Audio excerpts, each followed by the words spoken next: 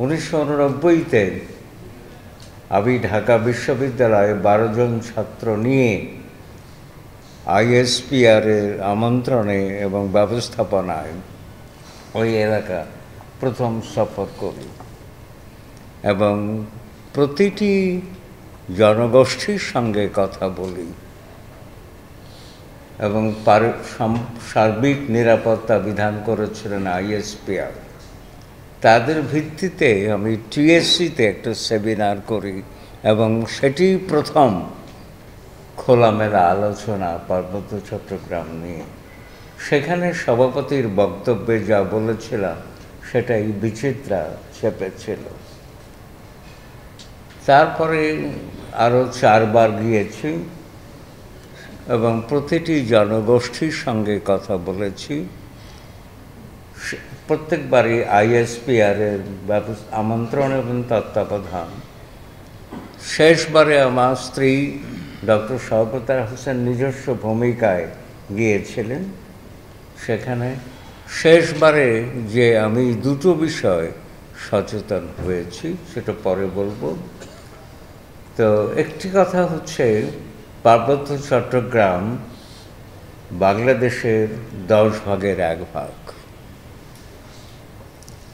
বাংলাদেশের অংশ এবং অবিশ্বাস, সন্দেহ, দ্বন্দ্ব, সংঘাতের পটভূমি আছে। যেন নাসিমুল গনির বক্তব্যে আমরা তা শুনেছি। যদিও শেষ কথাটি আমাকে হঠাৎ করেই যেন একটু সচকিত করে দিল। আকস্মিকভাবে 18ই সেপ্টেম্বর হতে আইন শৃঙ্খলার অবনতি কেন হলো, সে কথাটা বললে ভালো হতো। তাহলে আমরা উত্তর পেতে অনেক সমস্যার সমাধান হতো। যাকে এই চুক্তিতে কথা হচ্ছে, ইংরেজিতে ঠিক আছে পিস অ্যাকর্ড, অ্যাকর্ডের বাংলা চুক্তি নয়। আমাদের বাংলা পত্রিকাগুলো সঠিক ধারণা বশবর্তী হয়ে কাজ করে বলে মনে হয় না। এটা হবে শান্তি সমঝোতা। কারণ ট্রিটি বলতে আন্তর্জাতিক আইন আমি পড়া আছে আমার, বলা হয়েছে between 2 high contracting parties. High contracting parties বলতে একটি রাষ্ট্র আর একটি রাষ্ট্রের মধ্যে হতে হবে। তো পিসিজেএসএস একটি রাষ্ট্র নয়, একটি সংগঠন। তো সুতরাং এটা শান্তি সমঝোতা। তো এই শান্তি সমঝোতায় বেশ কিছু ত্রুটি আছে। ত্রুটিগুলোর কারণে সমস্যাগুলো জিয়ে রাখা হচ্ছে। একটা হচ্ছে, আপনারা লক্ষ্য করুন যে শান্তু লারমাকে বলা হলো রিজিওনাল কাউন্সিলের চেয়ারম্যান। রিজিওনাল কী করে হয়? সংবিধানের 1 ধারা অনুযায়ী আমার রাষ্ট্রটি হচ্ছে এক কেন্দ্রিক রাষ্ট্র, ইউনিটারি স্টেট। ইউনিটারি স্টেটে কখনো রিজিওনাল কাউন্সিল হতে পারে না। অধ্যাপক বরুণ দে যখন দার্জিলিং নিয়ে আলোচনা চলছিল তখন তিনি নিজে সদস্য হয়ে, সরকার পক্ষের সদস্য হয়ে বললেন এটা হিল কাউন্সিল হওয়া উচিত। তো বাংলাদেশ সরকার কোনো সময় কোনো একাডেমিশিয়ানকে ডাকে না, কোনো সময় ডাকে না। ডাকলে এই সমস্যাটা হতো না। রিজিওনাল কাউন্সিল না, হিল কাউন্সিল হতে হবে। ওটা 1। 2, চুক্তিতে বা শান্তি সমঝোতায় বলা হচ্ছে ট্রাইবাল এরিয়া। ট্রাইব শব্দটি একাডেমিক্যালি নট অ্যাকসেপ্টেবল। বাংলাদেশ কিন্তু কখনোই হোমোজেনিয়াস নয়, এক জাতি রাষ্ট্র নয়।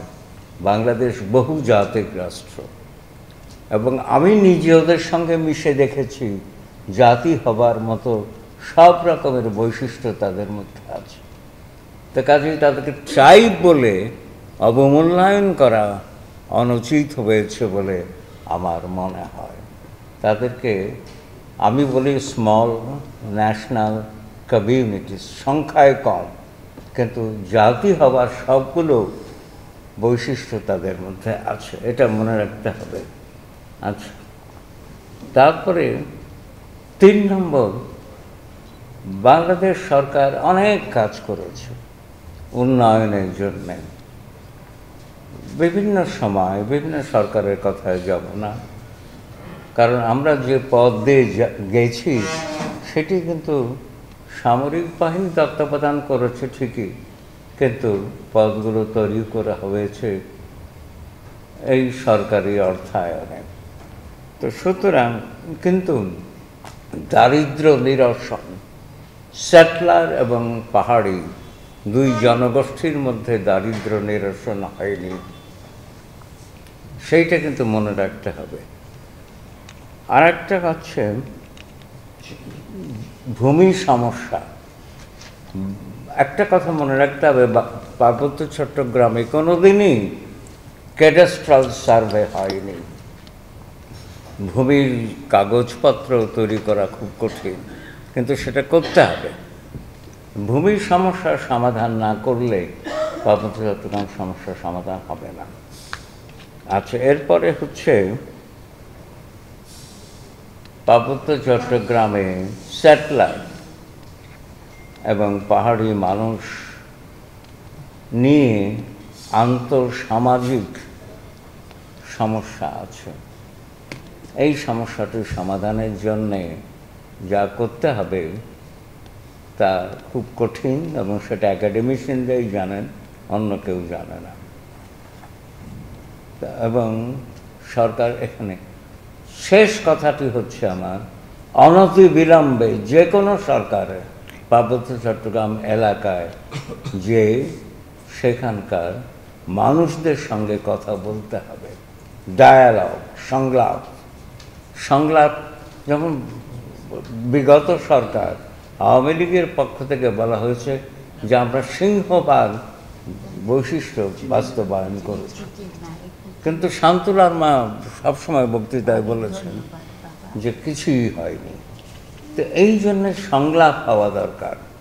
সংলাপ হলে নৈকট্যে একটা রসায়ন আছে যা দূরত্বকে দ্রবীভূত করে দেয়। সুতরাং অনতিবিলম্বে পার্বত্য চট্টগ্রাম নিয়ে সংলাপ হওয়া উচিত। একটি কথা মনে রাখতে হবে, বাংলাদেশের 10 ভাগের 1 ভাগ। এই এলাকা খনিজ সম্পদ সমৃদ্ধ, সুতরাং স্ট্র্যাটেজিক্যালি ভেরি ইম্পর্ট্যান্ট। এখানে সেনাবাহিনী থাকতেই হবে।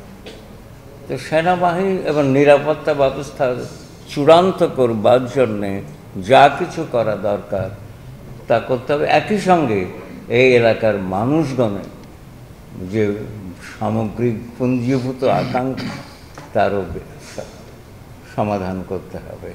আকাঙ্ক্ষা মিলিয়ে আমার, অর্থাৎ দুপক্ষের মধ্যেই একটা দেয়া নেওয়া যেন হয়। আমার চূড়ান্ত বক্তব্য হচ্ছে যে সামরিক নয়, রাজনৈতিক নয়, বরং পার্বত্য চট্টগ্রামে প্রয়োজন বহুমাত্রিক সমাধান, যার মধ্যে সামরিক সমস্যা সমাধান থাকবে, রাজনৈতিক সমাধান থাকবে, সামাজিক সমাধান থাকবে, সাংস্কৃতিক সমাধান থাকবে। যে multi-dimensional solution to the health tracts problem বলে আমার যা আজও পর্যন্ত হয়নি। ধন্যবাদ আপনাদের সবাইকে।